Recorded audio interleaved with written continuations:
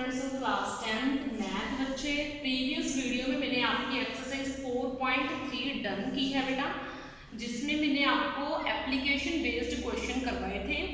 अब देखो बेटा, इस क्वेश्चन जो हम नेक्स्ट करेंगे एक्सरसाइज 4.4 में, इसमें हम नेचर ऑफ द रूट्स पढ़ेंगे।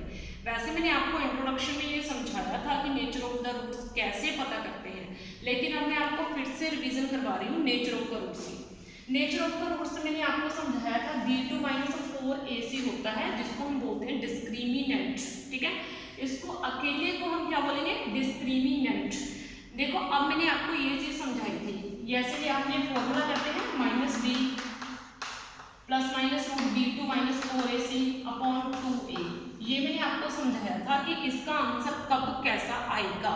ठीक है, मैंने आपको बताया था कि इस पूरे का आंसर जो है इसके ऊपर डिपेंड करता है, अंदर वाली वैल्यू के ऊपर, कि रूट के अंदर की वैल्यू पॉजिटिव है, नेगेटिव है या फिर 0 है। ठीक है, अब देखो वी नो, हमें पता है, जो मैंने आपको प्रीवियस वीडियो में समझाया था, मतलब जब मैंने आपको इंट्रोडक्शन करवाई थी चैप्टर की तब भी, उसके बाद भी जब मैं 4.2 शुरू करवाई थी, तो देखो वी नो इफ अगर b² - 4ac, यानी कि अगर इस वाले का आंसर अंदर वाले का 0 से बड़ा आ जाए, 0 से बड़ा आने का मतलब कि 1 आ जाए, 2 आ जाए, 5 आ जाए, 7 आ जाए, जो भी आ जाए, पॉजिटिव नंबर आ जाए, प्लस वाली वैल्यू आ जाए, तो हमें दो डिस्टिंक्ट यानी कि x की वैल्यूज अलग अलग मिलेंगी। जैसे x की वैल्यू मेरे को मिल गई 3, एक मिल गई 2, अलग अलग वैल्यूज मिलेंगी मुझे x की। समझ में आई बात? ये मैंने आपको समझाया था। अब देखो सेकंड में क्या था, अगर इस अंदर वाले का आंसर मेरा 0 बन जाए, कितना बन जाए, 0 बन जाए अंदर वाले का आंसर, तो मैंने आपको ये चीज समझाई थी, तो रूट्स सेम आ जाएंगे। क्यों? क्योंकि देखो ये चीज तो 0 ही बन जाएगी, तो रूट्स आपके लिए सेम आ जाएंगे, -b/2 है -b/2 है। और दो रूट्स निकालने जरूरी है, क्योंकि क्वाड्रेटिक इक्वेशन की हाईएस्ट डिग्री 2 होती है। ये मैंने आपको समझाया था, जितनी डिग्री होगी उतने रूट्स होंगे। क्वाड्रेटिक इक्वेशन की डिग्री 2 होती है, इसलिए रूट्स की गिनती 2 होनी चाहिए क्वाड्रेटिक इक्वेशन की। ठीक है, तो ये आपका मैंने सेकंड समझा दिया आपको। अब थर्ड में क्या है, अगर b² - 4ac 0 से कम है, यानी कि अगर इसकी वैल्यू नेगेटिव आ जाए, इसकी वैल्यू मान लो -31 आ गई, तो मैंने आपको समझाया, आपने ये नहीं पढ़ा अभी तक 10th तक, इसको हम बोलते हैं नॉट रियल रूट्स। कौन से रूट? Not real roots. और इसका सेकंड नेम होता है, इस तरह के रूट्स को हम बोलते हैं इमेजिनरी रूट्स, जो अभी आपने नहीं पढ़े, ये +1 में पढ़ोगे आप। ठीक है, बस अभी तक आपने ये पढ़ना है कि अगर नेगेटिव आ जाए तो रियल रूट्स नहीं होते। ठीक है, अगर यहाँ पे -16 आ रहा है, तो इसको -4 मत लिख दियो, तो ये भी नॉट रियल रूट है। चाहे आपको ये परफेक्ट स्क्वायर नजर आए, तो भी ये नॉट रियल रूट है। समझ में आएगा? तो नॉट रियल रूट, समझ में आएगा? तो ये भी तीनों कंडीशन आपको समझाना है। अब मैं क्वेश्चन उठा रही हूँ, 2x² - 3x + 5 है। पहले मैंने यहाँ से a निकाला, x² के आगे वाली वैल्यू a होती है, x के आगे वाली वैल्यू b होती है, और ये c होती है। ठीक है, तो मैंने अब यहाँ से ये निकालना है, b² - 4ac, क्या ये मेरा पॉजिटिव आएगा, क्या ये मेरा नेगेटिव आएगा, या फिर यह 0 आएगा। वैल्यू डाली a की, b की, c की, सारी वैल्यूज मैंने आपको डालने सिखाई हुई है, क्योंकि हमने 4.2 में सेकंड पार्ट इसके ऊपर करा था, है ना। तो इसका आंसर देखो -31 आ गया। कौन से? माइनस के।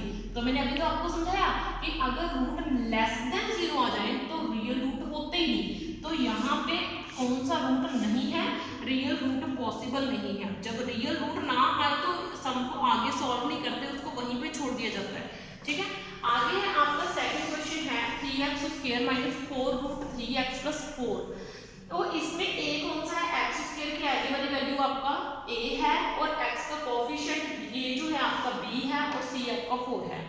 डिस्क्रिमिनेंट b² - 4ac निकाला, b की वैल्यू डाली, 4 है ही हमारा, a की वैल्यू डाली, c की वैल्यू डाली। अब यहाँ से मैंने आपको इसको स्क्वायर रूट, जो स्क्वायर है वो खोलना सिखाया हुआ है। देखो इसको 2 टाइम्स मल्टीप्लाई कर दो, माइनस से माइनस कैंसिल, 4 का कितना बन जाता है, 16। और मैंने आपको रूट के रूल समझाए हुए हैं कि हाफ ऑफ पावर कंप्लीट होती है, और कैसे होती है इसका प्रूफ भी आपको दिया हुआ है। तो ये आपका कितना आ गया, 48। तो इसको सॉल्व करके 48 आया, यहाँ से भी 48 आ गया, इसका आंसर 0 आ गया।